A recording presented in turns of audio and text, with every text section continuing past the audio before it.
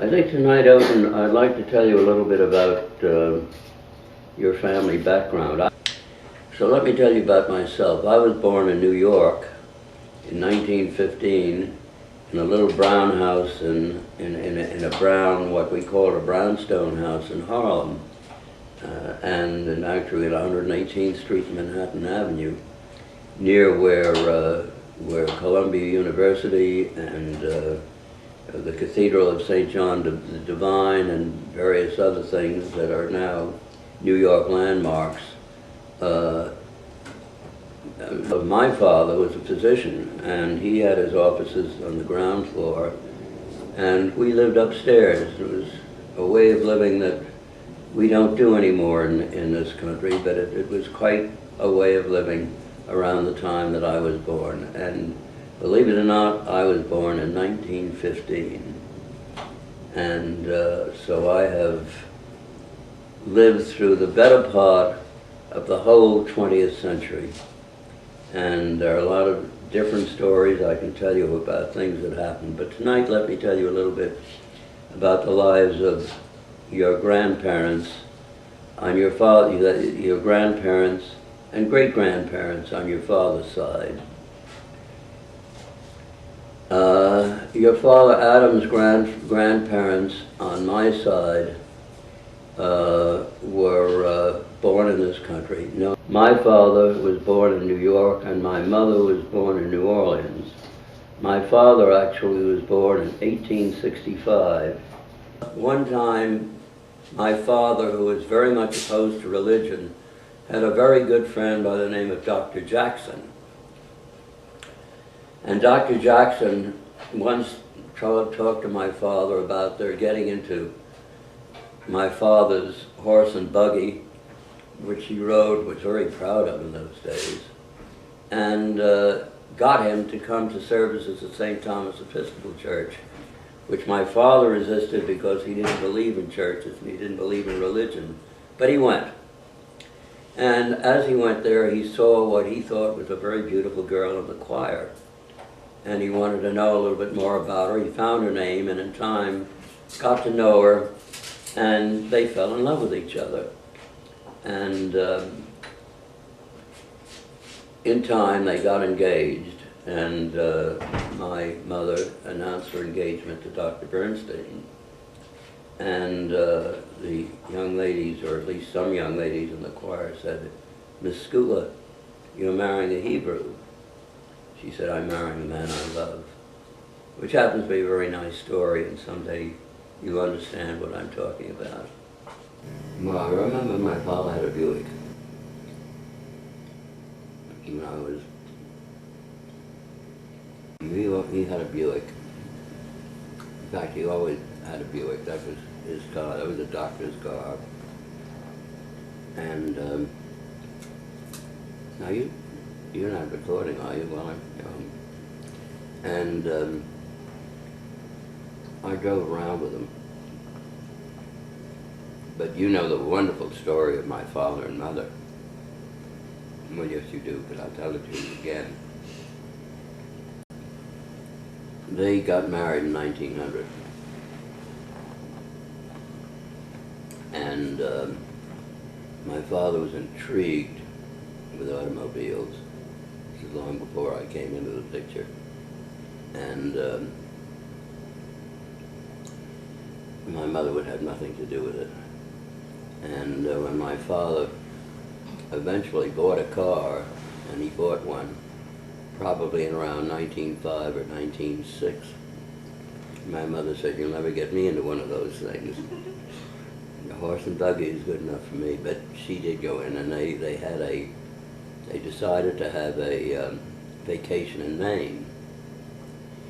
And my father drove, so my father and mother put on their dusters and their capes and their goggles and their scarves, and they went on the trip.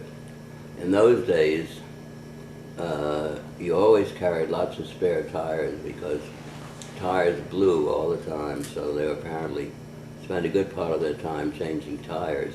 But they finally got up to Maine, And they were just outside of a lumber camp in near one of the towns up there, not one of the big cities, and the car broke down. And they couldn't fix it, so my father trudged over to the lumber camp, and some people came in, and they hitched it to a horse apparently and brought it to camp.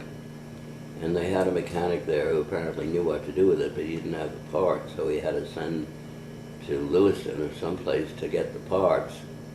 And my mother and father spent 4 days in the lumber camp, which was probably great for my father, but if you knew my mother, who in her heart of hearts, I think she thought that she wasn't quite the Queen of England, but she very well might have been.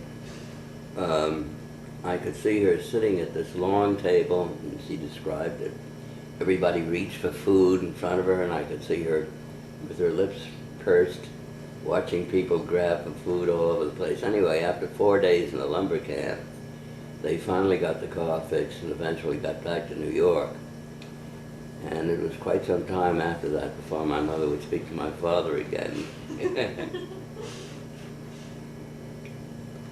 After my father passed away, my mother went through a long period of mourning. Finally, she decided she had to do something with her time, and she decided she began to do what was then called social service work at Bellevue Hospital.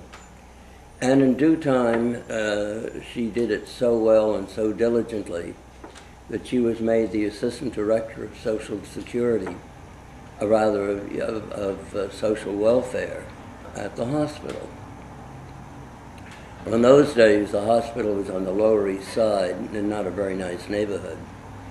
And one day, my mother left the hospital and was walking to wherever she was walking, probably to get transportation. And some man snatched her purse and started running. And my mother, who was not one to take things lightly of that sort, ran after him. I think it was a kind of a rainy day, because she chased him and she followed him, and she caught up to him when he had to stop for traffic, and she hit him over the head with her umbrella. And he dropped the purse and ran, and my mother took her umbrella back. Very, very huffy about the whole thing. That her attitude was, how dare he do something like that? She was quite a gal.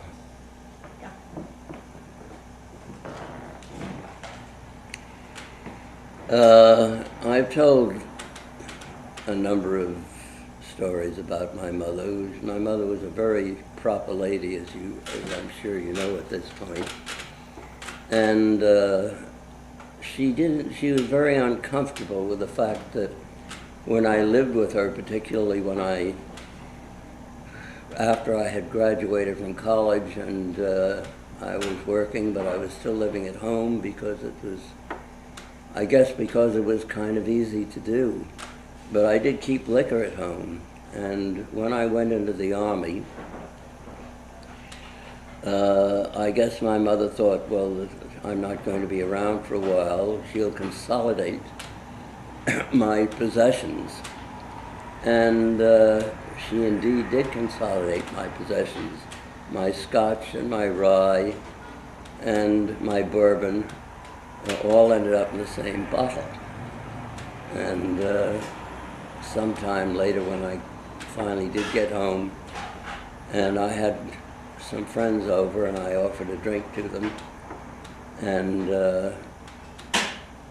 we poured the drink over ice, and I took a swallow as they did, and it tasted simply awful. And I looked at my mother and I said, "Mother, you didn't." And she said, "Well, of course I did. You don't want all those empty bottles around."